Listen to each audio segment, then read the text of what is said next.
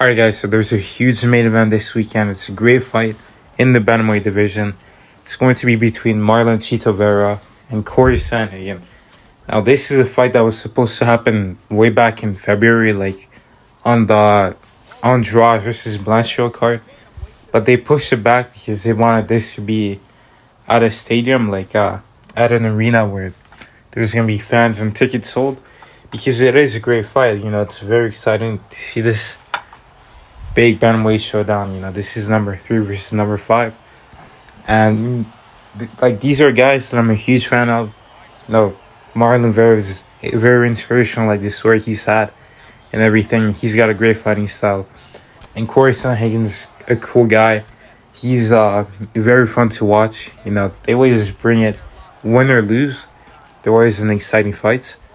I don't recall seeing a boring fight from either of those guys. And in this fight, I think that Cory Sandhagen is probably going to win. But this is a close fight. I do give the edge to Sandhagen in the volume, the footwork, I guess the variety of strikes is kind of close, because they both have good punches. I would give the edge in the boxing to Cory Sandhagen.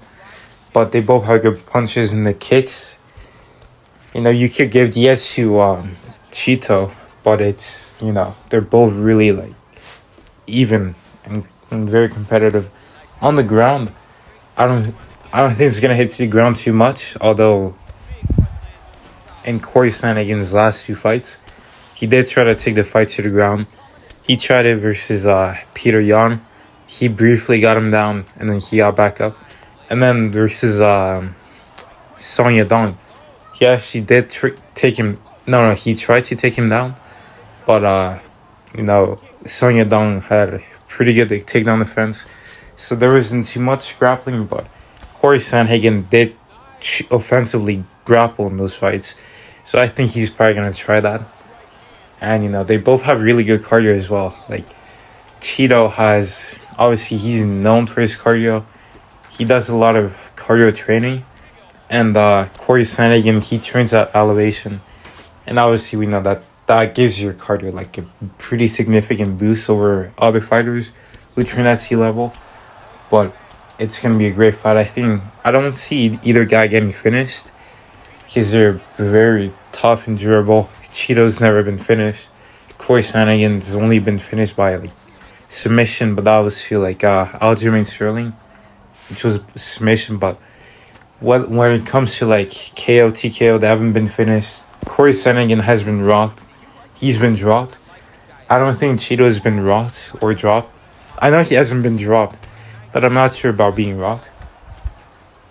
But the way I see it going is, I think in the earlier rounds, Cheeto's going to start a bit more with an urgency, because he knows that if he lets Sandhagen get going too early, it's going to be really hard for him to catch up, because Sandhagen can put some damage on him with elbows and slow him down with body shots, that it's going to be hard to catch up in the later rounds.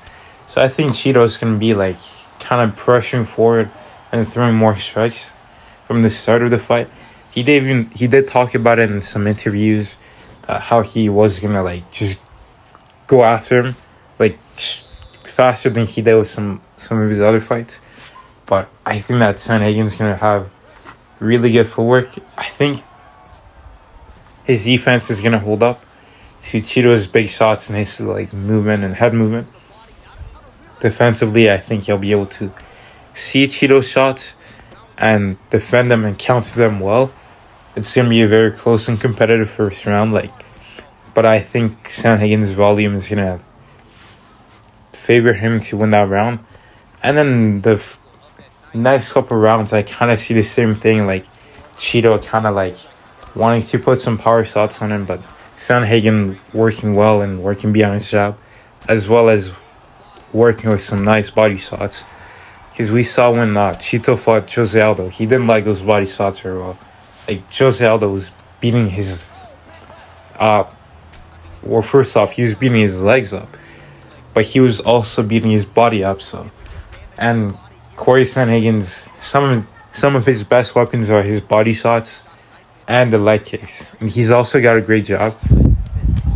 So I think it's gonna be it's gonna like make Cheeto cautious of entering too much.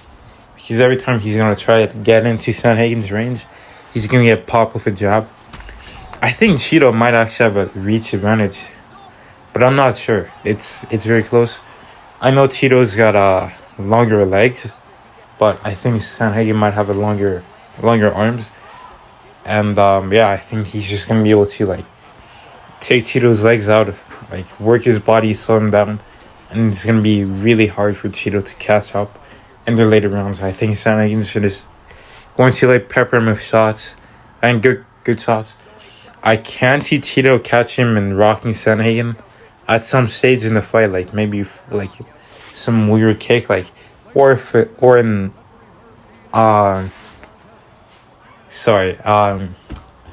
off timing head kick. That's what I meant to say. If he catches him with a head kick when Sandhagen's not expecting it, I could see it landing, but I see Cory Sandhagen winning by unanimous decision.